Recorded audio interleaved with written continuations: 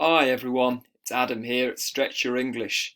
I'm here to share ideas and resources for teachers of English to speakers of other languages. In this video, I'll be sharing a template for the activity which I call Conversations and Collocations. If you haven't seen it already, it's worth checking out my previous video which introduced this activity, link below. But just as a quick recap, it's an interactive activity to use in online or face-to-face lessons on a screen or an interactive whiteboard, for example. It's targeted mainly for your general English as a foreign or second language class and involves some conversation questions, a matching activity, and it's all made with a tool called Genially.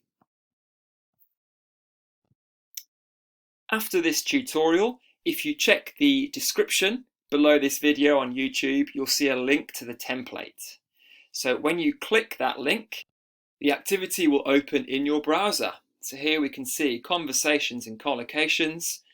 And remember, this is a template. So at the bottom of the screen, we can see Reuse this genially here. So let's click Reuse this genially. And it will ask us to log in. Of course, if you haven't already, now is the chance to create an account. And when we log in, we can see the template here and all the slides for the activity on the left of the screen. Remember that if you click this icon at the top left, you can return to your panel where you can see all the different activities and presentations which you may make on Genially. Let's go back to the template for Conversations and Collocations at the moment, and I'm going to talk you through 3 very simple steps that you can take to edit this activity and make it your own.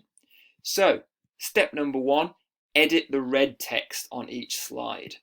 So if we go to each slide, we can see some red text and we can edit it. Perhaps maybe you want to do a lesson about recycling.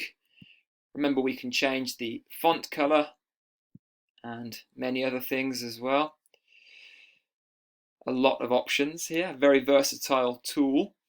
Maybe let's do one more example. So again, red text here for questions. Let's say, do you recycle at home, as an example.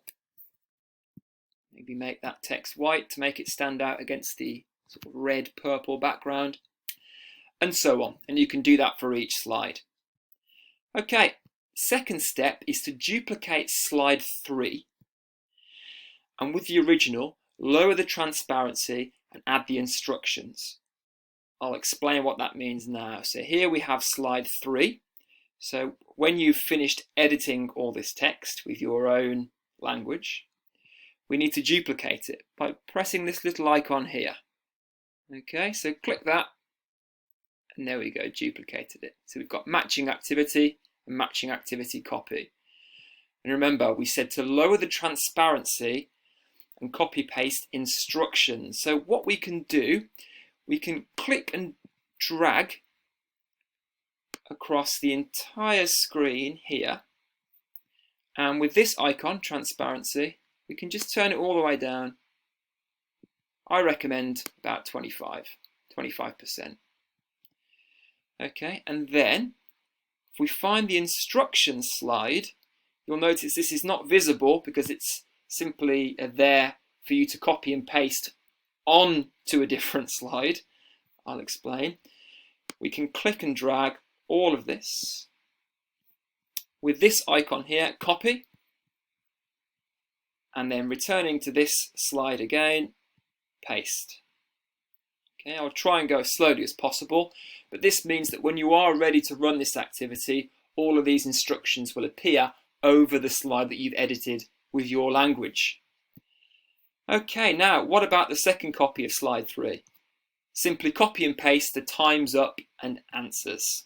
Okay, so with our copy, which again will have all of your own phrases, collocations, items of language on, all you need to do is copy and paste the times up and answers. Okay, so again, click and drag across the entire screen to select everything here. Copy and paste. And again, this means that when you run the activity, all of these will appear over the activity. Okay, final step, copy and paste the conversation questions to the final slide. If you watch my previous video, you'll remember that the initial conversation questions are repeated at the end as well, so the students have a second opportunity to practice speaking and talking about these questions. So what we can do is, again, click and drag. Whoops, we just need these 3 questions here. So 1, 2, 3. Copy, and then to the final slide here, paste. And that's it, really. Once you've done all that and you're all set, you can usually create a link, which I'll just show you now. You'll see that we have this purple icon at the bottom right of this white screen saying all set. So when you are ready, you can click that, create a link, and share the activity with your students or in your class. In my next video, I'll be sharing something which I call the pronunciation cipher. It's a simple, fun, but tried and tested activity to help students practice their vowel pronunciation, extending the idea of looking at minimal pairs. So stick around for that. Again, it's a tool which I created using Genially. So, as usual, please subscribe to the channel or find links to all of these resources and ideas on my website, stretchyourenglish.com. You can also check me out on Instagram at stretchyourenglish, or send me a message directly, stretchyourenglish@gmail.com. Have fun and see you next time.